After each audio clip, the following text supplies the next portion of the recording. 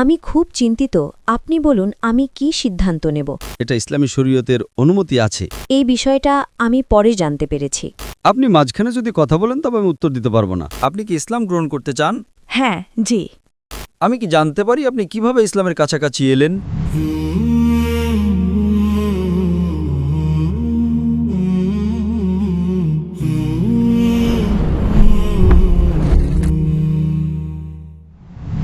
জি, আমার স্বামী অমুসলিম।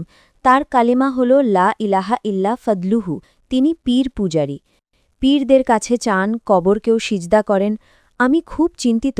আপনি বলুন আমি কি সিদ্ধান্ত নেব। আমি কি তার কাছ থেকে তালাক নেব, নাকি তার সাথে জীবনযাপন করব? এই বিষয়টা আমি পরে জানতে পেরেছি। বোন বললেন যে তার স্বামী তিনি পীর পূজারী। তিনি পরে জানতে পেরেছেন। বলছেন আমি কি করব? আপনি যদি তার স্ত্রী হয়ে থাকেন, আপনার উপর ফরজ হয় যে আপনি তাকে ইসলামের সঠিক দাওয়াত দেবেন।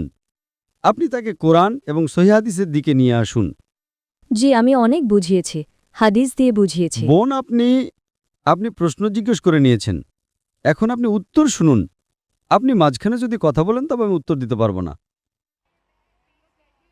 আপনার ফরজ হল যে আপনি তাকে দাওয়াত দিন, আর দাওয়াত দেওয়ার পর যদি তিনি না মানেন তো আপনি তাকে চরমপত্র দিতে পারেন যে আপনি যদি শিরক করে থাকেন। তাই শিরক যেটা আপনি বললেন আমার স্বামী শিরক করেন, যদি আপনার বিশ্বাস থাকে যে শিরক করেন তো শিরক করা সবচেয়ে বড় গুনাহ, তো আপনি তাকে চরমপত্র দিতে পারেন যে দেখো, আপনি যদি শিরক না ছাড়েন তাহলে আমি আপনার কাছ থেকে তালাক নেব, বা আমি যাব কাজীর কাছে আর আপনার সাথে যে বিয়ে হয়েছে তা বাতিল করব। এটা ইসলামী শরীয়তের অনুমতি আছে যে আপনি খোলা নিতে পারেন বা বিয়ে বাতিল করতে পারেন। আপনি তাকে বোঝান, মানলে তো ভালো কথা। কিন্তু যদি তিনি শিরক করে থাকেন আর আপনি নিশ্চিত জানেন যে শিরক করছেন, তাই আপনি কাজীর কাছে গিয়ে বিয়ে বাতিল করতে পারেন। জি, ধন্যবাদ। আসসালামু আলাইকুম। বোন, আপনার নাম কি? সামরিন। সামরিন। জি। আপনি আগে কোন ধর্মের ছিলেন? আমি খ্রিস্টান। আপনি খ্রিস্টান ছিলেন? মাশাআল্লাহ। আপনি কি ইসলাম গ্রহণ করতে চান? হ্যাঁ, জি। আপনি কি বিশ্বাস করেন যে ঈশ্বর এক? হ্যাঁ, জি। আপনি কি বিশ্বাস করেন ঈসা আলাইহিসসালাম ঈশ্বর, নাকি ঈসা আলাইহিসসালাম ঈশ্বরের নবী? ঈশ্বরের নবী। মাশাআল্লাহ। আপনি কি বিশ্বাস করেন যে মুহাম্মদ সাল্লাল্লাহু আলাইহি সাল্লাম আল্লাহর শেষ নবী? হ্যাঁ, জি। মাশাআল্লাহ। দুইটা জিনিস। কোনো মানুষের মুসলিম হওয়ার জন্য দুইটা শর্ত আছে, অন্তত দুইটা শর্ত আছে। 1 নম্বর, এটা মানা যে আল্লাহ এক, আল্লাহ ছাড়া কোনো উপাস্য নেই। আর এটা মানা যে মুহাম্মদ সাল্লাল্লাহু আলাইহি সাল্লাম আল্লাহর শেষ নবী। বোন, আপনাকে কি কেউ ইসলাম গ্রহণ করার জন্য জোর করছে? না। আপনি কি নিজের ইচ্ছায় ইসলাম গ্রহণ করতে চান? হ্যাঁ, জি।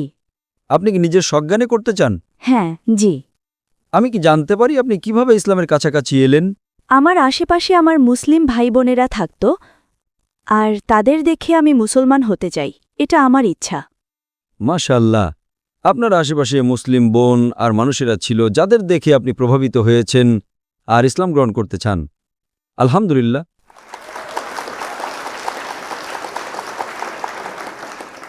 আপনি বিশ্বাস করেন যে ঈশ্বর এক, আল্লাহ এক। আপনি বিশ্বাস করেন যে আল্লাহর নবী মুহাম্মদ সাল্লাল্লাহু আলাইহি সাল্লাম হলেন শেষ। এখন আমি আরবিতে বলবো আর আপনি আমার সাথে সেটা বলতে পারেন।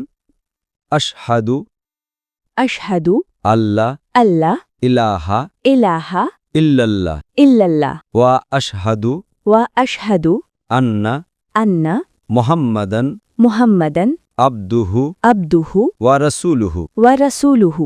আমি সাক্ষ্য দিচ্ছি আমি সাক্ষ্য দিচ্ছি যে যে আল্লাহ ছাড়া আল্লাহ ছাড়া কোনো উপাস্য নেই। কোনো উপাস্য নেই।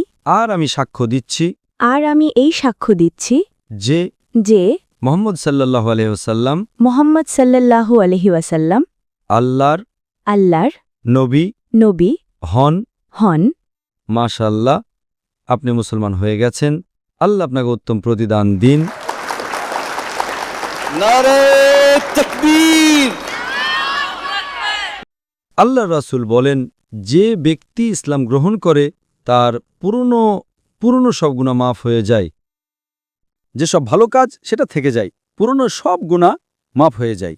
আমি আল্লাহ সুবহানাহু ওয়া তাআলার কাছে দোয়া করি তিনি যেন আপনাকে এই দুনিয়াতে চমৎকার জীবন দান করেন আর আখিরাতে জান্নাত নসিব করেন।